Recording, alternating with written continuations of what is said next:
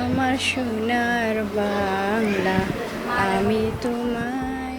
ভালোবাসা যে কোনো কাটা তার ভাষা আর হাজার মাইলের দূরত্ব মানে না, তারই এক জীবন্ত উদাহরণ হয়ে উঠেছেন মালয়েশিয়ার তরুণী নূর হিদায়া। প্রেমের টানে হাজার হাজার কিলোমিটার দূরের দেশ ছেড়ে তিনি এবার এসেছেন বাংলাদেশের এক প্রত্যন্ত গ্রামে স্বামীর শিকড়ের কাছে, নতুন এক পরিবারকে আপন করে নিতে।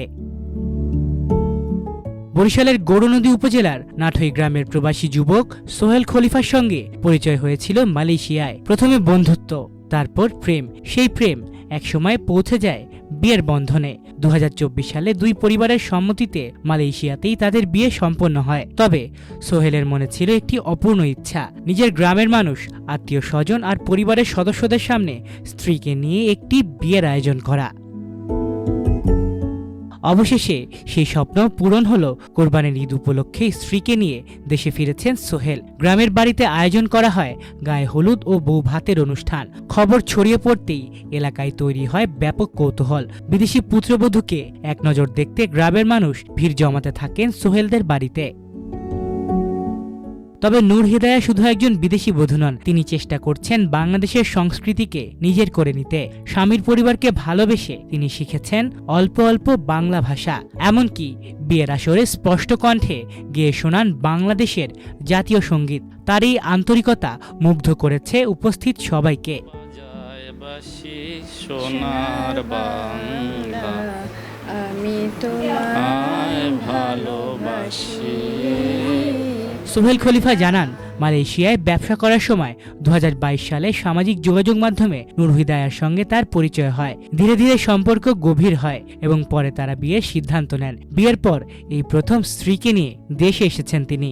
আমাদের পরিচয় হয়েছে প্রথমে ফেসবুকে পরিচয়, ওইখান থেকে আপনার শুরু হয় SMS।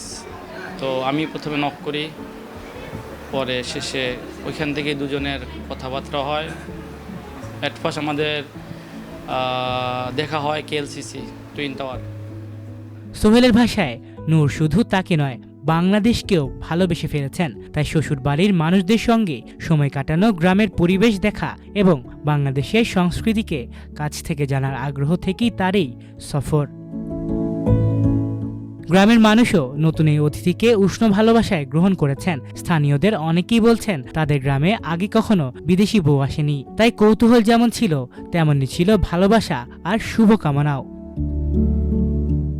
নূর হিদায়াও গ্রামের মানুষের সঙ্গে মিশে বেশ আনন্দ উপভোগ করছেন। বাংলায় অল্প অল্প কথা বলছেন, সবার সঙ্গে হাসি মুখে সময় কাটাচ্ছেন। বাংলাদেশ সফরে তিনি ঘুরতে যেতে চান কক্সবাজার এবং কুয়াকাটাতেও।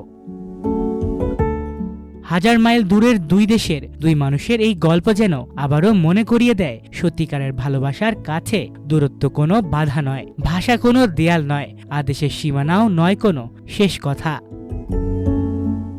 মাল্টিমিডিয়া ডেস্ক, আমার দেশ।